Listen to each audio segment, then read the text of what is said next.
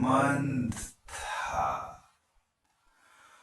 और काम से अक्सर जी चुराती थी। वहीं शहर शरीर से भारी थी, मगर दिल की बहुत साफ, मेहनती, ईमानदार और तहजीब से भरी हुई। घर में अम्मी का झुकाव हमेशा नूर की तरफ रहता। नूर को आगे बैठाया जाता, प्यार दिया जाता और शहर को हर बार पीछे कर दिया जाता। घर के सारे काम, डांट और नाराजगी उसी के हिस्से में आती। एक दिन नूर के लिए रिश्ता देखने लड़के वाले घर आए। नूर खूब सज सवर कर सबके सामने आ बैठी और शहर को किचन में भेज दिया गया। जाओ, बिरयानी बनाओ। शहर चुपचाप किचन में लग गई। पसीना बह रहा था, हाथ थक चुके थे, लेकिन दिल में कोई शिकायत नहीं थी। तभी एक अनदेखा मोड़ आया।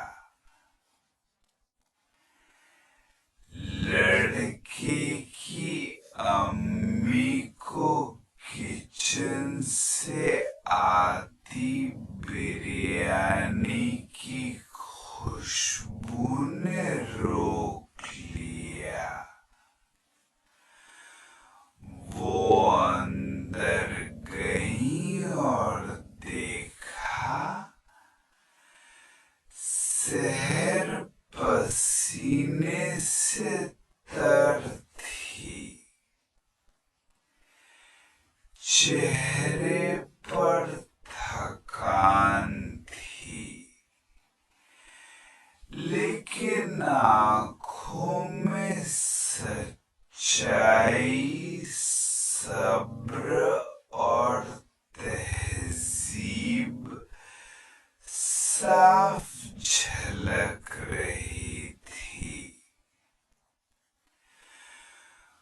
कुछ देर तक लड़के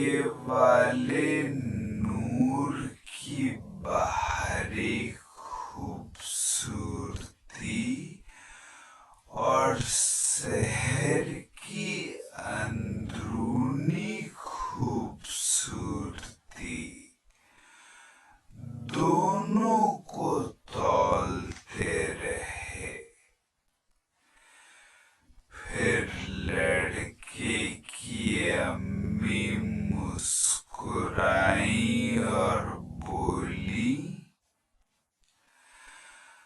हमें शहर पसंद है, क्योंकि जो दिल से खूबसूरत होता है वही घर को रोशन करता है। घर में सन्नाटा छा गया। नूर और अम्मी हैरान रह गईं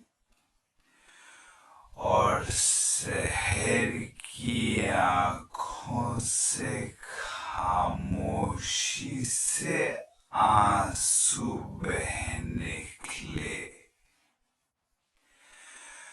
उस दिन शहर का रिश्ता तय हो गया,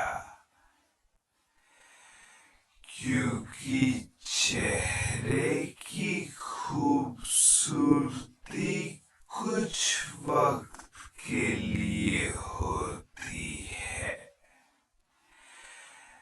लेकिन दिल की साफ नीयत, मेहनत और तहजीब हमेशा साथ निभाती है। मोटी या पतली होना इंसान की कीमत तय नहीं करता, उसका किरदार तय करता है। रमजान का महीना था। पूरा मोहल्ला नूर और बरकत से चमक रहा था, लेकिन इस घर में रोशनी से ज्यादा थकान और खामोशी थी। छोटे से कमरे के अंदर चारपाई पर लेटी थीं रुकैया बेगम, कमजोर, बीमार, मगर दिल में अब भी बेटे की फिक्र लिए हुए। या अल्लाह, बस इतना कर दे, मेरा बेटा सलामत रहे, उसकी रोजी में बरकत रहे। तभी दरवाजे के पास से उनकी बहू आयशा गुजरती है, हाथ में झाड़ू, चेहरे पर झुंझलाहट, आंखों में चिढ़। सारा दिन बस कराना कराना। रमजान है, थोड़ी सब्र भी सीख लो अम्मी। रुकैया हल्की मुस्कान के साथ उसे देखती हैं। बेटे, थोड़ा पानी दे दे, दवा का वक्त हो गया है। पहले ही डॉक्टर ने मना किया है, फिर भी रोज रोज नाटक चालू। मैं काम कर रही हूँ, बाद में पी लेना पानी। रुकैया चुप हो जाती हैं, नजर दीवार पर टंगी अपने बेटे फहद की पुरानी तस्वीर पर टिक जाती है। कुछ कुछ लगता है बेटा तो अब भी वही है, बस मेरी समझने की ताकत कम हो गई है। शाम हुई। इफ्तार से थोड़ी देर पहले घर में एक हलचल थी, लेकिन दिलों में बेचैनी भी थी। ड्राइंग रूम में टेबल सज चुकी थी, समोसे, फल, खजूर, रूह अफ़ज़ा। तभी दरवाजा खुलता है। थका हारा फहद ऑफिस से अंदर आता है। अस्सलाम वालेकुम। आयशा, कुछ मदद कर दूं? मदद तो छोड़ो, पहले ये देखो, तुम्हारी अम्मी पूरे दिन सिर्फ आवाज लगाती रहती हैं। कभी पानी, कभी दवा, कभी पंखा, कभी तकिया। मैं अकेली क्या क्या करूं? फहद थका हुआ है, लेकिन बात सुनकर बेचैन हो जाता है। फहद समझाने की कोशिश में, अम्मी बूढ़ी हैं, बीमार भी हैं, थोड़ा सब्र कर लिया करो, रमजान का महीना है। अच्छा, और मेरा रोजा रोजा नहीं होता, मेरी थकान थकान नहीं होती, मैं भी तो इंसान हूँ। तुम्हें तो बस अपनी माँ ही नजर आती हैं। उसी वक्त रसोई के पास से जोर की खांसी की आवाज आती है। फहद फौरन अंदर की तरफ दौड़ता है। कमरे में पहुंचकर देखता है रुकैया बेगम खांसते हुए तकिए से टिक कर बैठने की कोशिश कर रही हैं। वो उनके पास बैठ जाता है। फहद घबराकर, अम्मी, दवा दी है आपने? रुकैया मुस्कुराने की कोशिश करती हैं, जैसे दर्द को छुपा रही हो। तू आ गया, बस यही दवा काफी है मेरे लिए। दरवाजे पर खड़ी आयशा ये सब देख रही है, आंखों में हल्की जलन और जलन से मिला हुआ गुस्सा। हाँ, बस माँ बेटे का ड्रामा पूरा। अब इफ्तार भी यहीं कमरे में कर लेना। कुछ देर बाद इफ्तार का वक्त हो गया। टेबल पर 3 प्लेटें रखी थीं, लेकिन दिलों में दूरी रखी थी। फहद और आयशा मेज पर बैठे थे, रुकैया अपने कमरे में अकेली। फहद की नजर बार बार अंदर के कमरे पर जा रही थी। आयशा, अम्मी को भी बुला लो, हम सब साथ बैठकर इफ्तार करेंगे। मैंने 2 बार आवाज लगाई थी, उन्होंने खुद ही कहा मुझे भूख नहीं है। अब अगर वो खुद नहीं आना चाहती तो मैं क्या करूं? दूर से रुकैया की हल्की खांसी की आवाज फिर सुनाई देती है। फहद कुर्सी से उठने लगता है। मैं जाकर देखता हूँ। आयशा तेज स्वर में रोकते हुए, फहद, हर बात पर अम्मी के पीछे भागोगे तो मैं क्यों हूँ इस घर में? तुम इफ्तार करो, मैं तो रोज बुरा ही हूँ तुम्हारी माँ की नजर में। फहद रुक जाता है, उसकी आंखें उलझन और लाचारी से भर जाती हैं। अचानक मस्जिद से मगरिब के अजान की आवाज गूंजती है। फहद बिस्मिल्लाह पढ़ता है, एक खजूर उठाकर मुंह में डालता है, लेकिन निगलते वक्त गला रुक रुक कर जाता है। उसे खुद अपना रोजा भी भारी लगने लगा था। उसी रात घर में हर तरफ सन्नाटा था। पुराना पंखा घूम रहा था, दीवार पर रमजान का कैलेंडर हिल रहा था। रुकैया अपने कमरे में अकेली लेटी थी, सीने में जलन, सांस भारी, माथे पर पसीना, होंठ सूखे हुए। वो हाथ उठाकर दुआ करती हैं, या अल्लाह, मेरे गुनाह माफ कर दे, लेकिन मेरे बेटे को उसके गुनाह का बोझ मत दे। जो तकलीफ मेरे हिस्से की है वो बस यही खत्म कर दे। वो उठने की कोशिश करती हैं, पानी का गिलास पकड़ना चाहती हैं, लेकिन हाथ कांप जाते हैं। गिलास हाथ से छूटकर जमीन पर गिरता है और टुकड़ों में बिखर जाता है। आवाज सुनकर आयशा गुस्से में कमरे में आती है। क्या अम्मी रात को भी चैन से नहीं बैठ सकती? हर रोज कुछ ना कुछ गिराना तोड़ना। रुकैया मुश्किल से सांस संभालती है। बेटी, बस थोड़ा पानी, शायद आज तभी कुछ ज्यादा। आयशा उनकी बात बीच में ही काट देती है, सख्त ठंडी आवाज में। ड्रामा मत करो अम्मी, अगर इतनी ही तबीयत खराब है तो अस्पताल चलो, वहीं रहो। घर में रोज रोज ये रोना धोना मुझसे नहीं देखा जाता। रुकैया की आंखों में आंसू आ जाते हैं, लेकिन वो फिर भी नरमी से जवाब देती हैं, ठीक है बेटी, तू परेशान मत हो, मैं बस लेट जाती हूँ। वो तकिए पर सिर रखती हैं, एक हाथ से सीना पकड़े हुए, और चुपचाप अपनी आंखें बंद कर लेती हैं। अगले सुबह सहरी का वक्त था। मस्जिद से आवाज आ रही थी, अस्सलातु खैरुम मिनन नौम। रसोई में आयशा सहरी तैयार कर रही थी, परांठे, आम का अचार, चाय। फहद नींद से उठकर किचन में आता है। अम्मी जगी क्या? उन्हें दवा भी देनी होती है ना सहरी से पहले। थके बेपरवाह अंदाज में, पता नहीं रात से ही सो रही हैं।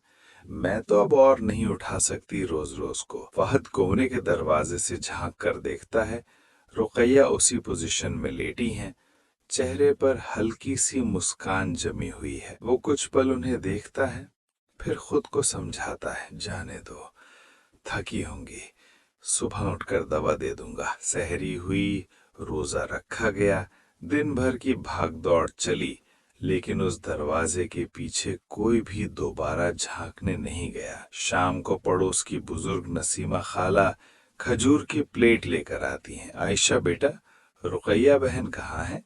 आज दिख ही नहीं रही। ऊपर कमरे में ही होंगी खाला, आप ही देख लो, मैं इफ्तार तैयार कर रही हूँ। नसीमा खाला धीरे से कमरे में जाती हैं, पर्दा हटाती हैं, हाथ बढ़ाकर रुकैया के माथे को छूती हैं। माथा बिल्कुल ठंडा, उनकी आंखें डर से फैल जाती हैं। इन्ना लिल्लाहि व इन्ना इलैहि राजिऊन। फहद बेटा, फहद। फहद हड़बड़ाकर कमरे में दौड़ता है। वो देखता है अम्मी उसी तरह सीधी लेटी हैं, चेहरे पर वही जमी हुई मुस्कान, लेकिन आंखों के किनारों पर सूखे आंसू की लकीरें। वो कुछ पल उन्हें देखता है, फिर खुद को समझाता है, जाने दो, थकी होंगी, सुबह उठकर दवा दे दूंगा। सहरी हुई, रोजा रखा गया, दिन भर की भाग दौड़ चली, लेकिन उस दरवाजे के पीछे कोई भी दोबारा झांकने नहीं गया। शाम को पड़ोस की बुजुर्ग नसीमा खाला खजूर की प्लेट लेकर आती हैं। आयशा बेटा, रुकैया बहन कहाँ है? आज दिखी नहीं रही। ऊपर कमरे में ही होंगी खाला। आप ही देख लो, मैं इफ्तार तैयार कर रही हूँ। नसीमा खाला धीरे से कमरे में जाती हैं, पर्दा हटाती हैं, हाथ बढ़ाकर रुकैया के माथे को छूती हैं। माथा बिल्कुल ठंडा, उनकी आंखें डर से फैल जाती हैं। इन्ना लिल्लाहि व इन्ना इलैहि राजिऊन। फहद बेटा फहद। फहद हड़बड़ाकर कमरे में दौड़ता है। वो देखता है अम्मी उसी तरह सीधी लेटी हैं, चेहरे पर वही जमी हुई मुस्कान, लेकिन आंखों के किनारों पर सूखे आंसू की लकीरें। वो कुछ पल उन्हें देखता है, फिर खुद को समझाता है, जाने दो, थकी होंगी, सुबह उठकर दवा दे दूंगा। रमज़ान का महीना था। पूरा मोहल्ला नूर और बरकत से चमक रहा था, लेकिन इस घर में रोशनी से ज़्यादा थकान और खामोशी थी। छोटे से कमरे के अंदर चारपाई पर लेटी थीं रुकैया बेगम, कमज़ोर, बीमार, मगर दिल में अब भी बेटे की फिक्र लिए हुए। या अल्लाह, बस इतना कर दे, मेरा बेटा सलामत रहे, उसकी रोज़ी में बरकत रहे। तभी दरवाजे के पास से उसकी बहू आयशा गुजरती है, हाथ में झाड़ू, चेहरे पर झुंझलाहट, आंखों में चिढ़। सारा दिन बस कराहना कराहना। रमज़ान है, थोड़ी सब्र भी सीख लो अम्मी। रुकैया हल्की मुस्कान के साथ उसे देखती हैं। बेटी, थोड़ा पानी दे दे, दवा का वक्त हो गया है। पहले ही डॉक्टर ने मना किया है, फिर भी रोज़ रोज़ नाटक चालू। मैं काम कर रही हूँ, बाद में पी लेना पानी। रुकैया चुप हो जाती हैं। नज़र दीवार पर टंगी अपने बेटे फहद की पुरानी तस्वीर पर टिक जाती है। कभी कभी लगता है बेटा तो अब भी वही है, बस मेरी समझने की ताकत कम हो गई है। शाम हुई।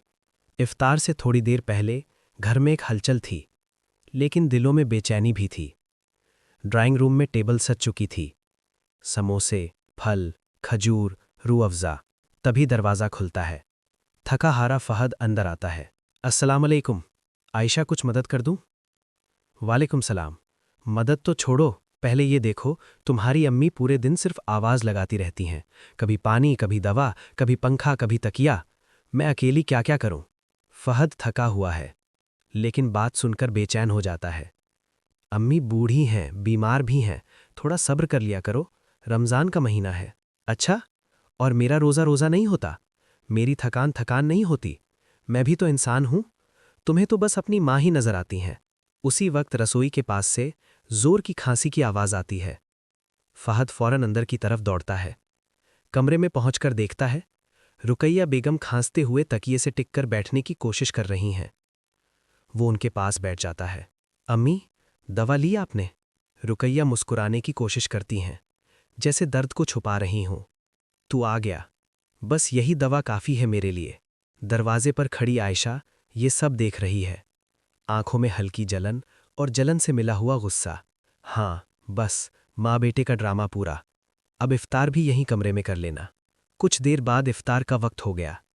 टेबल पर 3 प्लेटें रखी थीं, लेकिन दिलों में दूरी रखी थी। फहद और आयशा मेज़ पर बैठे थे, रुकैया अपने कमरे में अकेली। फहद की नज़र बार बार अंदर के कमरे पर जा रही थी। आयशा, अम्मी को भी बुला लो, हम सब साथ बैठकर इफ्तार करेंगे। आयशा चिड़चिड़ाकर, मैंने 2 बार आवाज़ लगाई थी, उन्होंने खुद कहा कि मुझे भूख नहीं है। अब अगर वो खुद नहीं आना चाहती तो मैं क्या करूं? दूर से रुकैया की हल्की खांसी की आवाज़ फिर सुनाई देती है। फहद कुर्सी से उठने लगता है। मैं जाकर देखता हूं। आयशा तेज स्वर में रोकते हुए, फहद, हर बात पर अम्मी के पीछे भागोगे तो मैं क्यों हूं इस घर में? तुम इफ्तार करो, मैं तो रोज़ बुरा ही हूं तुम्हारी माँ की नज़र में। फहद रुक जाता है, उसकी आंखें उलझन और लाचारी से भर जाती हैं। अचानक मस्जिद से मगरिब की आज़ान की आवाज़ गूंजती है। फहद बिस्मिल्लाह पढ़ता है, एक खजूर उठाकर मुंह में डालता है, लेकिन निगलते वक्त गला रुक रुक कर जाता है। उसे खुद अपना रोज़ा भी भारी लगने लगा था। उसी रात घर में हर तरफ सन्नाटा था। पुराना पंखा घूम रहा था, दीवार पर रमज़ान का कैलेंडर हिल रहा था। रुकैया अपने कमरे में अकेली लेटी थीं, सीने में जलन, सांस भारी, माथे पर पसीना, होंठ सूखे हुए। वो हाथ उठाकर दुआ करती हैं, या अल्लाह, मेरे गुनाह माफ़ कर दे, लेकिन मेरे बेटे को उसके गुनाह का बोझ मत दे। जो तकलीफ़ मेरे हिस्से की है वो बस यहीं ख़त्म कर दे। वो उठने की कोशिश करती हैं, पानी का ग्लास पकड़ना चाहती हैं, लेकिन हाथ कांप जाते हैं। ग्लास हाथ से छूटकर ज़मीन पर गिरता है और टुकड़ों में बिखर जाता है। आवाज़ सुनकर आयशा गुस्से में कमरे में आती है। क्या अम्मी, रात को भी चैन से नहीं बैठ सकती? हर रोज़ कुछ न कुछ गिराना तोड़ना। रुकैया मुश्किल से सांस संभालती हैं। बेटी, बस थोड़ा पानी, शायद आज तबीयत कुछ ज़्यादा। आयशा उनकी बात बीच में ही काट देती है, सख्त ठंडी आवाज़ में। ड्रामा मत करो अम्मी, अगर इतनी ही तबीयत खराब है तो अस्पताल चलो, वहीं रहो। घर में रोज़ रोज़ ये रोना धोना मुझसे नहीं देखा जाता। रुकैया की आंखों में आंसू आ जाते हैं, लेकिन वो फिर भी नरमी से जवाब देती हैं। ठीक है बेटी, तू परेशान मत हो, मैं बस लेट जाती हूँ। वो तकिए पर सिर रखती हैं, एक हाथ से सीना पकड़े हुए, और चुपचाप अपनी आंखें बंद कर लेती हैं। अगली सुबह सहरी का वक्त था। मस्जिद से आवाज़ आ रही थी, अस्सलातु खैरुम मिनन नौम। रसोई में आयशा सहरी तैयार कर रही थी, पराठे, आम का अचार, चाय। फहद नींद से उठकर किचन में आता है। अम्मी जगी क्या? उन्हें दवा भी देनी होती है ना सहरी से पहले। आयशा थके बेपरवाह अंदाज में, पता नहीं, रात से ही सो रही हैं, मैं तो अब और नहीं उठा सकती रोज रोज को। फहद कमरे के दरवाजे से झांक कर देखता है। रुकैया उसी पोजीशन में लेटी है, चेहरे पर हल्की सी मुस्कान जमी हुई। वो कुछ पल उन्हें देखता है, फिर खुद को समझाता है, मन ही मन, हल्की आवाज में, जाने दो, थकी होंगी, सुबह उठकर दवा दे दूंगा। सहरी हुई, रोजा रखा गया, दिन भर की भाग दौड़ चली, लेकिन उस दरवाजे के पीछे कोई भी दोबारा झांकने नहीं गया। शाम को पड़ोस की बुजुर्ग नसीमा खाला खजूर की प्लेट लेकर आती हैं। आयशा बेटा, रुकैया बहन कहाँ है? आज दिख ही नहीं रही। अंदर कमरे में ही होंगी खाला, आप ही देख लो, मैं इफ्तार तैयार कर रही हूँ। नसीमा खाला धीरे से कमरे में जाती हैं, पर्दा हटाती हैं, हाथ बढ़ाकर रुकैया के माथे को छूती हैं। माथा बिल्कुल ठंडा, उनकी आंखें डर से फैल जाती हैं। इन्ना लिल्लाहि व इन्ना इलैहि राजिऊन। फहद बेटा, फहद। फहद हड़बड़ाकर कमरे में दौड़ता है। वो देखता है, अम्मी उसी तरह सीधी लेटी हैं, चेहरे पर वही जमी हुई मुस्कान, लेकिन आंखों के किनारों पर सूखे आंसू की लकीरें। वो उनके कंधे को हल्के से हिलाता है। अम्मी, अम्मी उठो, मैं आ गया हूं, देखो तुम्हारा बेटा। कोई जवाब नहीं। नसीमा खाला उसकी तरफ देखती है। बेटा, वो तो फजर से पहले ही चली गई थी, सुबह से ऐसे ही पड़ी थी, किसी ने देखा भी नहीं। फहद की टांगों से जान निकल जाती है। वो वहीं जमीन पर बैठ जाता है, अपने ही हाथों को देखता है, जैसे उन पर गुनाह लिखे हो। दरवाजे पर खड़ी आयशा का चेहरा पल भर को जम जाता है, आंखों में एक साथ डर, पछतावा और सदमा। मैंने सहरी में भी नहीं देखा। Episode number 1। दीदी, आपने मुझे बेच दिया। एक 20 साल की लड़की जिसने इस वक्त हल्के गोल्डन रंग का भारी शादी का जोड़ा पहना था, वो शीशे के सामने बैठी थी। उसके गालों पर आंसू बह रहे थे और काजल फैल चुका था। वो खुद को देख रही थी, लेकिन उसे अपना चेहरा नहीं दिख रहा था, उसे बस अपनी मजबूरी दिख रही थी। उसका नाम मीरा था और आज उसकी शादी होने वाली थी, लेकिन वो शादी उसकी मर्जी से नहीं थी। मीरा सिसकते हुए बुदबुदाई कि दीदी, आपने ऐसा क्यों किया? आप अपनी शादी से भाग गईं और मुझे आपकी जगह बैठा दिया। मीरा का दिल जोर जोर से धड़क रहा था। वो चाहकर भी तेज आवाज में रो नहीं सकती थी, क्योंकि इस घर में रोना भी किसी गलती की तरह माना जाता था। उसी वक्त दरवाजा अचानक खुला। एक औरत तेज कदमों से अंदर आई, चेहरे पर बनावटी गुस्सा और आंखों में ऐसी सख्ती जैसे मीरा की तकलीफ उससे कोई मतलब ही न रखती हो। वो मीरा की ताई कामिनी थी। कामिनी ने आते ही कहा कि अब तक बाल नहीं बनाए, लड़के वाले नीचे आ चुके हैं। मीरा ने जल्दी से आंसू पोंछे और धीमे से बोली कि ताई, मैं नहीं कर पाऊंगी। कामिनी की आंखें तमतमा गईं। वो मीरा के कान के पास झुककर बोली कि अगर तूने ड्रामा किया तो अस्पताल में जो तेरी माँ पड़ी है उसके इलाज के लिए 1 भी रुपया नहीं जाएगा। मीरा का चेहरा सफ़ेद पड़ गया, उसके होंठ कांप गए, लेकिन उसने खुद को संभाल लिया। वो जानती थी कि उसकी सबसे बड़ी कमजोरी उसकी माँ है और यही कमजोरी इस घर ने सबसे पहले पकड़ ली थी। कामिनी ने जल्दी जल्दी मीरा को तैयार करना शुरू किया। इतनी जोर से कंघी की कि मीरा के सिर में दर्द होने लगा, लेकिन मीरा बिल्कुल किसी कांच की गुड़िया की तरह बैठी रही। ना उफ ना आह, बस खाली आंखें और अंदर दबा हुआ डर। कुछ ही देर बाद कामिनी ने मीरा के सिर पर लंबा सा घूंघट निकाल दिया। मीरा को लगा जैसे उस घूंघट के नीचे उसकी सांस तक भारी हो गई है। कामिनी मीरा का हाथ पकड़कर उसे कमरे से बाहर ले आई। बाहर बड़ा सा हॉल बहुत खूबसूरती से सजा हुआ था, जैसे आसमान के सारे सितारे तोड़कर यहां टांग दिए हों। मेहमानों का शोर था, कैमरों की फ्लैश थी और मंडप में बैठा था वो आदमी जिसके नाम से शहर में लोग डरते हैं। उस आदमी का नाम अद्वैत शेखावत था। उसका चेहरा पत्थर जैसा सख्त था और आंखें ऐसी ठंडी जैसे किसी पर दया करना उसने कभी सीखा ही ना हो। उसे किसी का इंतजार करना पसंद नहीं था। उसने भारी आवाज में कहा कि इतनी देर क्यों लगाई। कामिनी के पति ने फीकी मुस्कान के साथ कहा कि माफ कीजिए शेखावत साहब, दुल्हन की शादी एक बार होती है, इसलिए श्रृंगार में समय लग गया। अद्वैत ने तिरछी नजर से देखा, जैसे वो बहाने सुनने नहीं सच पकड़ने आया हो। तभी मीरा मंडप की तरफ बढ़ी। उसके कदम कांप रहे थे। हर कदम पर उसका दिल कह रहा था कि रुक जा, भाग जा, मना कर दे, लेकिन उसकी मजबूरी उसे धक्का दे रही थी कि अब पीछे जाने का रास्ता नहीं है। रस्में शुरू हुईं। मीरा के हाथ ठंडे पड़ चुके थे, उसके हाथ कांप रहे थे। अद्वैत शांत था, इतना शांत कि डर और बढ़ जाए। फेरे हुए, सिंदूर पड़ा और मीरा एक अनजान आदमी की पत्नी बन गई। विदाई के समय मीरा की नजरें भीड़ में किसी अपने को ढूंढ रही थीं, लेकिन उसे कोई अपना नहीं दिखा। उसे बस कामिनी का चेहरा दिखा, जो मुस्कुरा रही थी। ऐसी मुस्कान जैसे उसने मीरा को नहीं, किसी चीज को जीत लिया हो। कुछ देर बाद मीरा और अद्वैत एक कार में थे। मीरा धीरे धीरे सिसक रही थी। अद्वैत ने बिना उसकी तरफ देखे अपनी जेब से रुमाल निकाला और आगे कर दिया। फिर ठंडी आवाज में बोला कि आंसू पोंछो, मुझे ये सब पसंद नहीं, और वैसे भी तुम्हारा काजल फैल चुका है। मीरा ने रुमाल ले लिया। उसने कुछ नहीं कहा, क्योंकि वो जानती थी कि अब उसकी आवाज भी उसके साथ नहीं है। थोड़ी देर बाद गाड़ी एक विशाल हवेली के सामने रुकी। शेखावत हवेली, बड़ी, भारी और अजीब तरह से सन्न, जैसे इस घर की दीवारें भी बातें सुनती हों। दरवाजे पर एक बुजुर्ग आदमी आरती की थाली लेकर खड़ा था। उसकी आंखों में रुतबा भी था और अपनापन भी। उसने मुस्कुराकर कहा कि आओ सिया बेटा, कलश गिराकर अंदर आओ। सिया नाम सुनते ही मीरा की सांस अटक गई। उसकी उंगलियां लहंगे पर कस गईं। तो मतलब यहां भी उसे कोई और समझ रहा है। मीरा की आंखें भर आईं।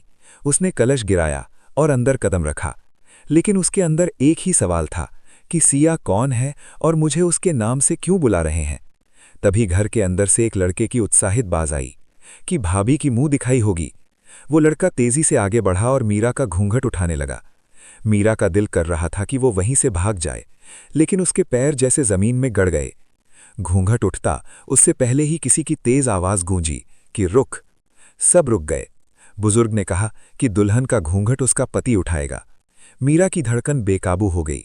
अद्वैत आगे बढ़ा और एक झटके में उसने मीरा का घूंघट उठा दिया। मीरा का चेहरा सामने आया और उसी पल अद्वैत का चेहरा बदल गया। उसकी आंखें मीरा पर टिक गईं, जैसे उसने पहली बार कुछ गलत होते हुए देख लिया हो। उसने धीमी लेकिन खतरनाक आवाज में कहा कि तुम वो नहीं हो जिसके लिए मैं आया था। मीरा की आंखों से आंसू गिर पड़ा और भीड़ में खड़ी कामिनी के होठों पर हल्की सी शातिर मुस्कान आ गई। अब क्या होगा? क्या अद्वैत इसी वक्त मीरा को घर से निकाल देगा? क्या वो पूछेगा कि सिया कौन है और मीरा यहां कैसे पहुंची? या फिर इस धोखे की सजा मीरा को मिलेगी?